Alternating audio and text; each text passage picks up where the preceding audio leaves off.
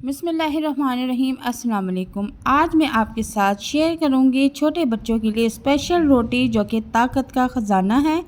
तो recipe start करते हैं। बिस्मिल्लाहिर्रहमानिर्रहीम। यहाँ पर मैंने एक देसी गंदम का आटा लिया है जो घर में हम रोटी बनाने के लिए यूज़ करते हैं। छोटे बच्चों के लिए रोटी बना रहे हैं, इसलिए ना तो कोई हम मैदा यूज़ करेंगे ना ही कोई और किस्म का आटा यूज़ करेंगे।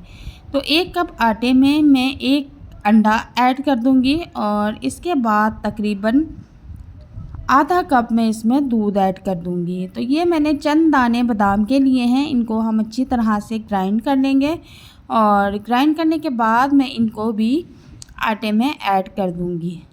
इसमें जो जो चीज़ें मैंने ऐड की हैं वो ताकत से भरपूर है, जो बढ़ती उम्र के बच्चों को ये बहुत ज़रूरी होता है।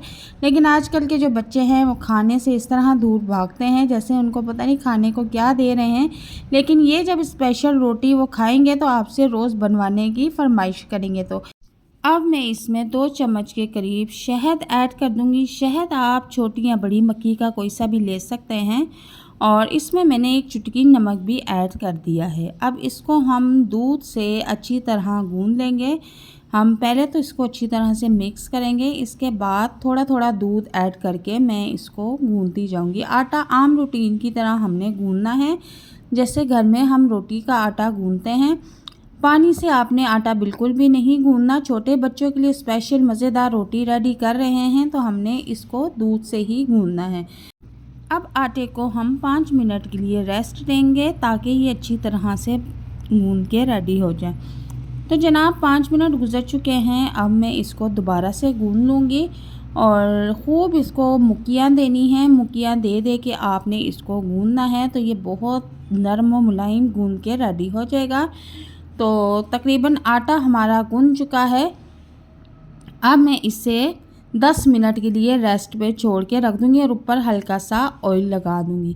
तो 10 मिनट गुजर चुके हैं। अब यहाँ पर मैं आटे का एक पेड़ा ले लूँगी और आप चाहें तो छोटी या बड़ी जिस तरह का रोटी का साइज़ रखना चाहती हैं अपने हिसाब से आप पेड़ा ले लें और इस तरह से इसको आपने गोल करना है और हाथों की मदद से आपने इसको रोटी को बड़े करते जाना है और हल्का हल्का सा हम इसको ऑयल लगा लेंगे। और ऑयल लगाने से ये बहुत ही आसानी के साथ रोटी बड़ी होती जाएगी। जब रोटी सारी अच्छी तरह से बड़ी हो जाएगी तो मैं इसके ऊपर ऑयल लगा दूंगी इस तरह से अच्छी तरह से हाथों की मदद से और इसके बाद इसके ऊपर मैं आटा डस्ट कर दूंगी। आटा डस्ट करने से रोटी बहुत क्रिस्पी मज़ेदार बनती है और इस तरह से मैं इसको फ़ोल्ड करना शुरू कर दूंगी। तो रोटी हमारी अच्छी तरह से फ़ोल्ड हो चुकी है। अब इस तरह से मैं इसको रोल करती जाऊंगी और एक बहुत ही खूबसूरत सी शक्ल का पेड़ा बन के रेडी हो गया है। और अब हम इसको बेल लेंगे। आप चाहें तो इसको हाथों से भी बेल सकती हैं, आप चाहें तो यहाँ पर बेलन का भी इस्तेमाल कर सकती हैं। रोटी का आटा जो है वो बहुत नरम और सॉफ्ट मलाई की तरह है। बहुत ही आसानी के साथ ये रोटी बनकर तैयार हो रही है। तो जब तक से मैं रोटी बेलती हूँ, आप अगर मेरे चैनल पर नए हैं तो काइंडली मेरे चैनल को सब्सक्राइब कर दें, बेल आइकन को भी प्रेस कर दें और वीडियो को लाइक एंड शेयर भी कर दें। आपके बच्चों को ये रोटी इतनी पसंद आएगी कि आपसे रोज़ बनवाने की फरमाइश करेंगे। और जिनके बच्चे ख़ासकर कुछ नहीं खाते वो इस तरह से अपने बच्चों को रोटी बना कर दें। ये रोटी नहीं है, ताकत का ख़जाना है।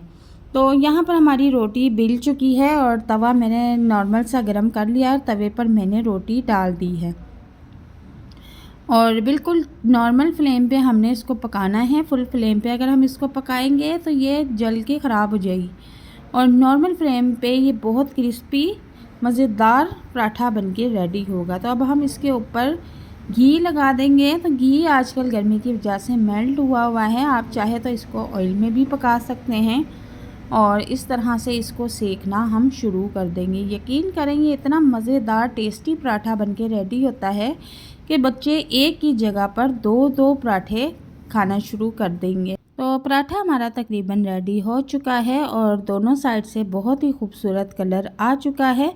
तो अब हम इसको तवे से उतार लेंगे और इसको एक प्लेट में रख के सर्व करेंगे। तो मैं अब आपको दिखाती हूँ प्लेट में निकाल के कि ये कितना क्रिस्पी पराठा बनके रेडी हुआ है। और बहुत ही ज़बरदस्त रेसिपी है, आप इसको ज़रूर एक बार घर में ट्राई करें। ये देखें इस कदर सॉफ्ट बनके रेडी हुआ है और खाने में भी ये बहुत टेस्टी है, देखने में भी ये बहुत टेस्टी लग रहा है और उससे ज़्यादा ये खाने में टेस्टी है। तो रेसिपी अगर पसंद आए तो इसे लाइक शेयर ज़रूर कीजिएगा। अल्लाह हाफिज़।